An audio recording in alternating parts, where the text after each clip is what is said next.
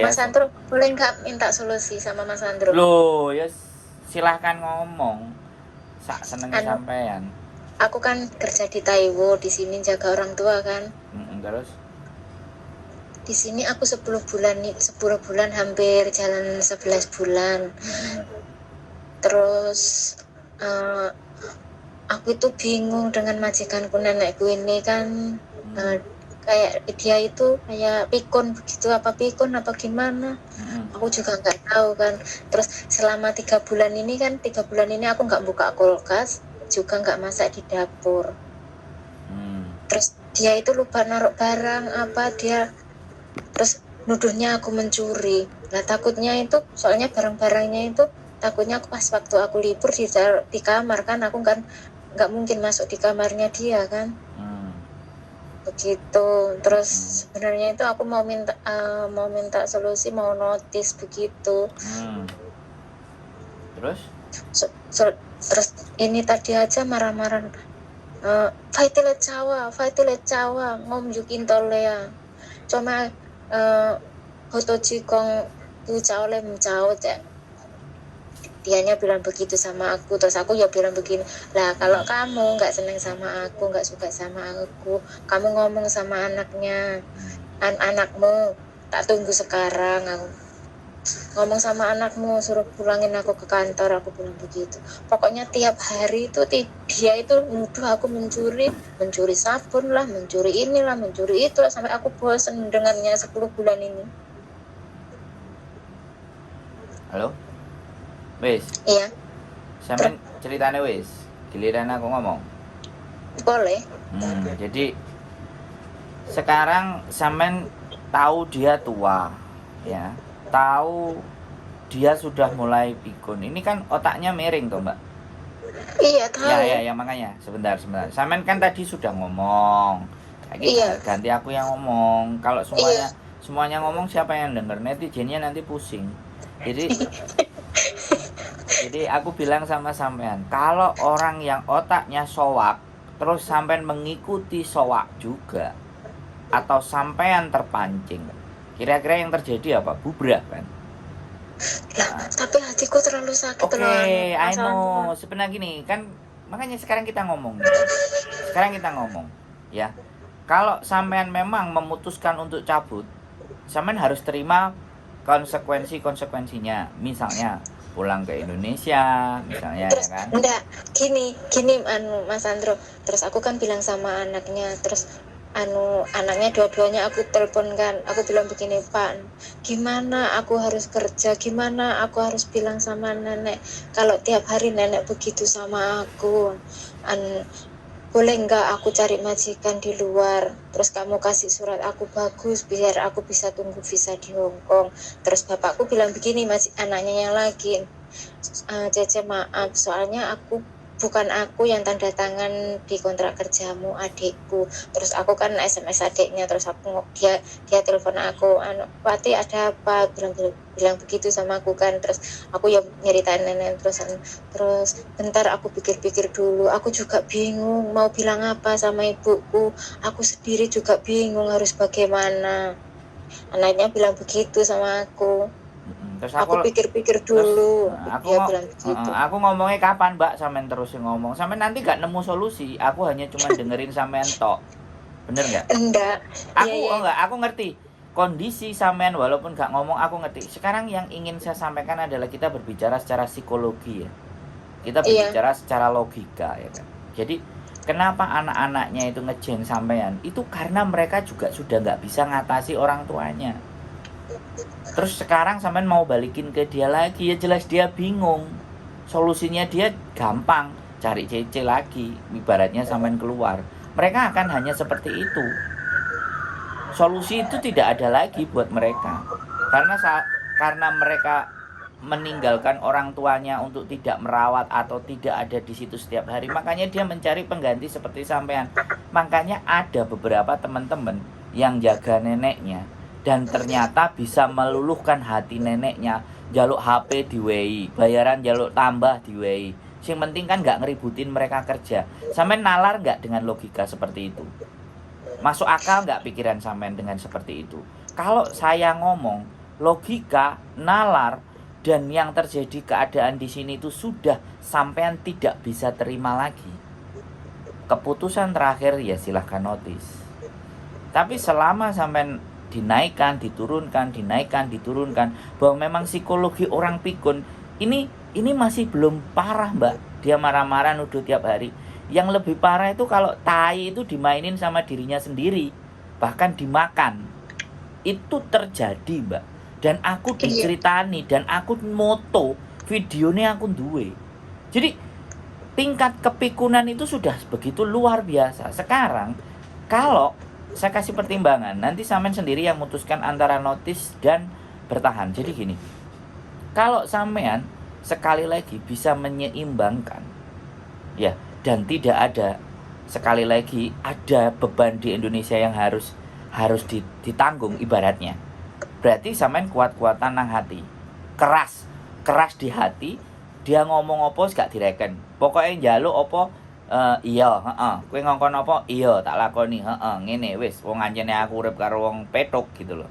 Wong uteke miring. Lah nek aku melok miring berarti aku padha karo mbahku. Itu kalau sampean mau mengambil jalan lanjut. Tapi kalau sampean mau ngambil notice karena hati sampean yang keras, karena sampean tidak benar-benar bisa memahami bahwa itu tuh orang pikun. Orang pikun itu sel otaknya itu sudah banyak yang mati. Sehingga nalar dan logikanya dia itu sudah tidak bekerja dengan baik dan benar. Nah, ketika sampean bisa memahami yaitu ya iyalah aku dituduh nyolong, sabun dituduh ndelikno, panganan nang kulkas entek ya jerene ijik. Ini kan orang-orang yang sudah abnormal, sudah melenceng dari jalurnya. Lah apakah sampean akan mengikuti melenceng jalurnya atau justru sampean akan keluar dari jalur itu kan kembali ke sampean. Nah, wis, sekarang dua hal itu nggak perlu dibahas antara sampean mau notice atau interminate. Sekarang pilihannya sampean kemana, baru bisa kita bahas lagi. Nek pilihannya notice baru kita bahas. Nek pilihannya lanjut berarti yang itu harus menebalkan telinga. Nah, saiki sampean piye? Ben enak ngono lho ngomong. Arahnya kita nanti jelas gitu. Piye? Menurut sampean? Ya, maksudku gini, Mas Andro, maksudku aku bertahan sampai Lebaran ini. Kan aku udah rencana kan. Siap. Rencana dari dulu, maksudku itu ya, maksudnya aku kasih notice biar dia hidup sendiri, gimana maksudnya itu. Soalnya kalau ada pembantu kan begitu. Terus bapakku bilang begini, kalau nenek marah-marah kamu tinggal aja, nggak usah kamu dengerin, nggak usah kamu ladenin. Dia ya begitu, sama aku juga begitu, anaknya juga begitu sama aku. Terus sakitnya hatiku itu selalu dituduh, padahal aku itu sudah nggak masakku di kamar, aku beli telur aja aku taruh di kamar, aku beli beras aku taruh di kamar, pokoknya semua itu ibaratnya kamarku itu kayak kos-kosan ibaratnya itu. Wes, ini ngomongnya ganti aja. Jadi ya memang iya ya, wong anake dhewe wis ngono nang mboke, ya kan. Jadi semuanya kembali tinggal kesamaan saja. Jadi tidak ada keputusan itu sebenarnya di saya. Saya itu cuma memberikan gambaran kalau lanjut begini, kalau enggak begitu. Jadi kalau memang sampean memutuskan, nah begitu kan kemungkinan terburuk kan pasti pulang ke Indonesia, ya. Iya, aku tahu. Ibaratnya pulang ke Indonesia sudah dipersiapkan di Indonesia aman beres, dan seandainya sampean mau balik lagi, yuk kita ngobrol di kantor. Mau prosesnya bagaimana? Mau potongan balik lagi, potongan yang gede apa potongan yang rendah, atau seperti apa? Nanti biar pulang ditenangkan dulu pikirannya, balik lagi. Karena nanti dengan anak baru lagi yang masuk ke situ itu akan hal yang sama, pasti tidak akan berubah. Tetapi yang menjadi perubahan adalah, makanya kenapa sih kadang-kadang ada anak yang, mohon maaf sekali lagi saya tidak mendiskreditkan, sehingga nggak perasaan anak-anak TB. Makanya nek ngompen ambek mbae wis berasa seolah kayak dia laki-laki, wis gak masalah, wis gak ngurus, lambemu muni sak karepmu, penting aku dibayari anakmu, kau tim selesai. Bayar prei aku metu, omong-omongan ambek anake. Jadi kehidupan itu memang dibikin enjoy karena sekali lagi kita gak bisa merubah karakter nenek. Tapi anak sing keren maneh, Mbak. Di istighfari, di sembayangi, di tahajudi. Enek sing cara kayak gitu. Jadi semuanya semuanya macam-macam. Begitu Mas Andro. Iya, iya. Jadi semuanya kembalikan bahwa yang maha melunakkan dan menaklukkan hati manusia itu ya sang raja manusia. Lah kalau sampean bisa mempercayai secara spiritual itu ya sampean tinggal lakukan. Dan sekali lagi ketika karo Gusti Allah langsung didepno, dikai sing langsung sak panjaluke sampean pasti bahagia. Gak enek, semuanya mesti by proses. Nah, untuk meluluskan permintaan kita, Gusti Allah meluluskan itu, apakah kita berbuat baik, apakah kita sama kiri kanan juga baik, sama orang tua juga baik. Kalau semuanya sudah baik, maka cepat dikasihkan. Nah, runutan garis dan alurnya itu di situ. Tapi sekali lagi, sampean ini orang-orang yang luar biasa. Makanya butuh cerita, butuh diskusi. Sebenarnya bukan sebenarnya cuma ingin dikuatkan. Teman-teman itu cuma ingin itu gitu loh, bahwa aku iki koyo ngene, aku iki kudu piye carane, kan kayak gitu tuh. Jadi sebenarnya ya wes, kita dari orang yang dari sisi luar harus mampu melihat persoalan dan permasalahan. Dituduh sama nenek, aku mau bikin videonya, aku mau bikin, sekali lagi secara logika, secara ilmu pengetahuan dan karakter orang-orang pikun mau tak bahas, karena itu yang banyak sekali dialami sama teman-teman. Pasti itu salah satu kasus yang familiar, jadi wis umum gitu. Jadi ada orang yang bisa menanggapi, ada yang kebawa hati sama perasaan. Lah sampean termasuk golongan yang kebawa hati, jadi tidak melakukan sesuatu terus dituduh. Rasanya gak karu-karuan. Ya itu sama, setiap manusia juga sama, gak ada yang mau dituduh sesuatu yang tidak dia lakukan. Itu semua sama. Tapi kan kita pahami keadaan dan kondisinya. Nih wong pikun, wong Alzheimer kita bisa bicara. Jadi sudah tingkat apa ya, kepikunannya itu sudah mencapai arah yang sudah abnormal.